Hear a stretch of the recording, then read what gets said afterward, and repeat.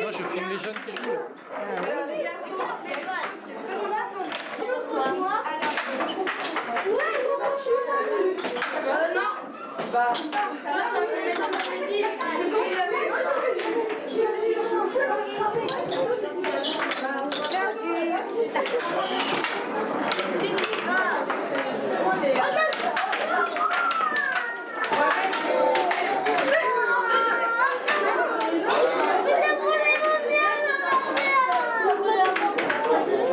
Madame Caillou Elba, vous présentez un atelier. Alors, dites-nous ce que c'est que cet atelier-là.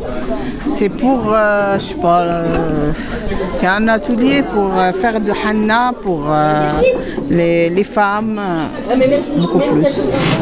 Ça, c'est pour les femmes. Et donc, qu'est-ce que c'est concrètement, même si on le voit à l'image C'est des fleurs, des feuilles comme ça, tu mets sur la main. Après, elle va noire après. Elle va noircir, ouais. Sur la main. Elle reste 15 jours, 20 jours comme ça. Elle va partir. D'accord. Ouais. Et ça a une signification particulière ou on dit que ça porte chance là? C'est un peu de chance comme ça. Un peu de chance. C'est pour les mariages. D'accord. Beaucoup plus, c'est pour les mariages. Elle fait pour la cérémonie. Voilà. Merci beaucoup. Merci bien. Merci.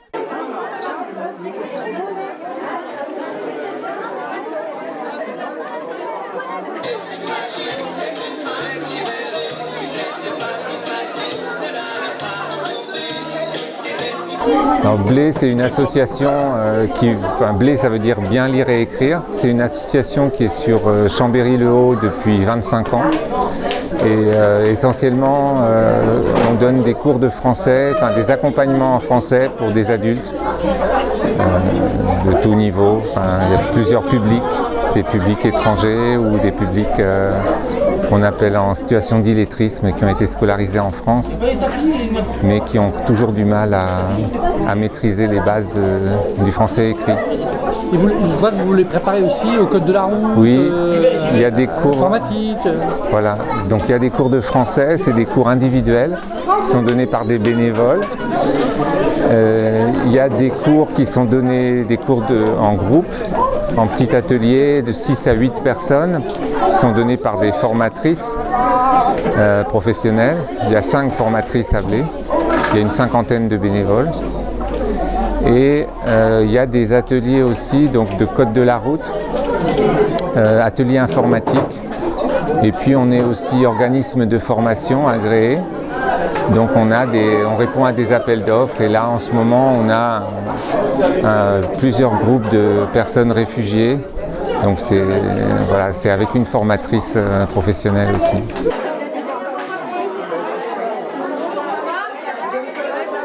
Alors une accordeuse, c'est une membre de l'accorderie et donc l'accorderie c'est une association qui se situe à Chambéry-le-Haut et donc on vous propose de l'échange de services, c'est-à-dire que chaque personne vient avec ce qu'il sait faire et propose de l'échanger contre des services dont il a besoin. Donc par exemple aujourd'hui j'anime un atelier fabrication de lessive maison et donc contre cet atelier je vais gagner du temps et avec ce temps-là je pourrais acheter un autre service, babysitting, jardinage, bricolage, il y a énormément de choses. Il y a combien d'accordeurs et d'accordeuses?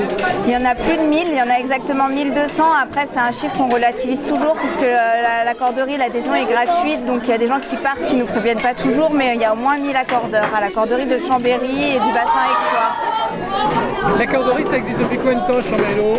2012. 2012. Donc ça se développe, ça continue? Oui, il y a de plus en plus d'accordeurs et puis les services varient aussi en fonction des besoins. Et donc, il y a beaucoup de choses autour de l'alimentation. C'est pour ça qu'aujourd'hui aussi, on proposait des gâteaux à prix libre. Et puis, beaucoup de choses autour du bricolage aussi. Merci beaucoup.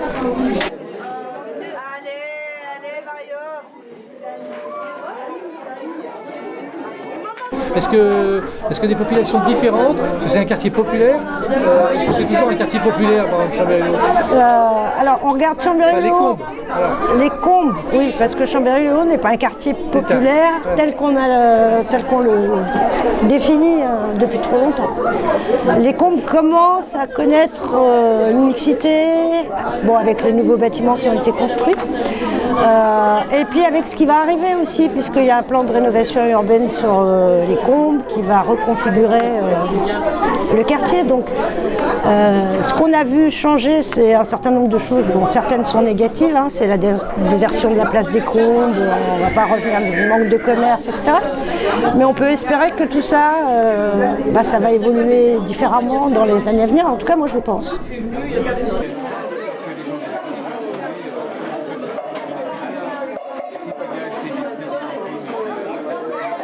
Alors justement, vous qui êtes sur le quartier depuis plus de 20 ans, comment vous le voyez ce quartier évoluer justement à travers vos activités?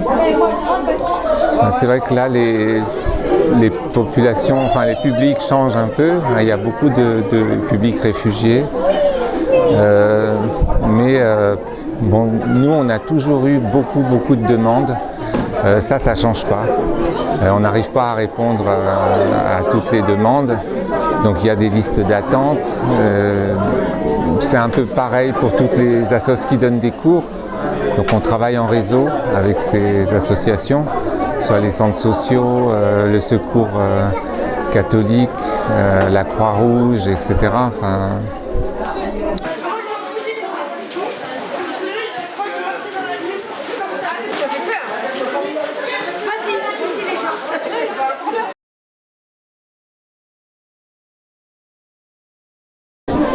Guillaume, vous êtes le nouveau directeur du Centre social culturel des Combes, en tout cas dans un mois, quand Naïma vraiment partira à la retraite définitivement. Alors, vous qui n'êtes pas de Chambéry, comment vous ressentez, vous, d'une part, peut-être la ville, mais aussi ce quartier de Chambéry-Le-Haut et particulièrement, plus particulièrement ce quartier des Combes? Alors moi, je suis à la fois très heureux et très impressionné. Heureux d'être là, heureux d'être dans ce métier qui est très divers et vraiment connecté aux habitants, aux voisins, mais aussi heureux et très impressionné de l'accueil des Chambériens, des Chambériennes et en particulier des habitants des Hauts-de-Chambéry. Alors c'est vrai qu'il y a un aspect géographique qui rend le quartier beau. Les gens sont fiers de leur quartier, ils ont bien raison. Néanmoins, il y a plus que ça. Les gens sont vraiment dans l'accueil. Moi, je me suis senti, et je me sens au quotidien, très bien accueilli. Il y a énormément de sourires. Ça fait, presque 2 mois que je suis là et déjà, je connais plein de sourires, plein de visages et plein d'histoires. Et j'ai l'impression de faire partie de la famille déjà. Et ça, c'est impressionnant et ça rend très heureux. Alors en même temps, on est dans un quartier populaire avec tous les soucis qu'ont des quartiers populaires, c'est-à-dire une difficulté dans l'emploi, beaucoup de soucis, on ne va pas les énumérer. Comment vous voyez un peu vos projets dans les mois ou les années qui viennent là? Alors, je crois et je constate que des soucis, il n'y en a pas que dans les quartiers populaires, mais ce n'est pas les mêmes. Et je crois que les habitants des Hauts-de-Chambéry ont aussi peut-être un exemple à donner sur qu'est-ce que c'est que vivre entre voisins, vivre ensemble, en intergénérationnel. C'est peut-être des choses qui manquent dans d'autres quartiers. Le sentiment d'isolement et l'entraide ici, c'est très différent. Néanmoins, effectivement, j'ai déjà identifié avec les partenaires qui travaillent déjà sur le quartier des besoins sur certaines problématiques de soins, d'accès à la langue, d'intégration et sur le sentiment d'isolement de ce quartier qui est parfois un peu perçu comme fermé, inaccessible et donc ensemble, avec toute l'équipe qui a un sens de l'accueil exceptionnel, on va travailler sur créer des liens, plus de liens, ouvrir, faire venir, aller vers les montagnes qui sont là, vers le reste de la ville. Et je suis très heureux de voir déjà un certain nombre de partenaires de la ville, des associations proches, cette envie de travailler ensemble pour créer des liens. Alors, est-ce que les moyens vont suivre? Parce qu'on sait que c'est le nerf de la guerre. Oui, les moyens, il y a de tout. Il y a les moyens financiers, et ça, c'est notre rôle, d'une part, que de mettre en place le contrôle de gestion, mais aussi la mesure d'impact pour montrer l'intérêt et l'utilité de ces moyens. Mais il y a aussi les moyens humains. Et je suis très confiant parce que je vois déjà la caisse d'allocation familiale, la mairie de Chambéry qui ne renie pas sur ces sujets-là, qui effectivement met déjà des moyens humains, et moi je me sens soutenu quand on a des projets ici, le délégué du préfet, les équipes jeunesse de la mairie, la CAF, on est entendu, on est reçu, que ce soit en tant que centre social, mais aussi les habitants quand ils ont des projets. Donc c'est aussi à nous d'aller montrer et d'aller chercher des moyens. Merci beaucoup. Je vous en prie.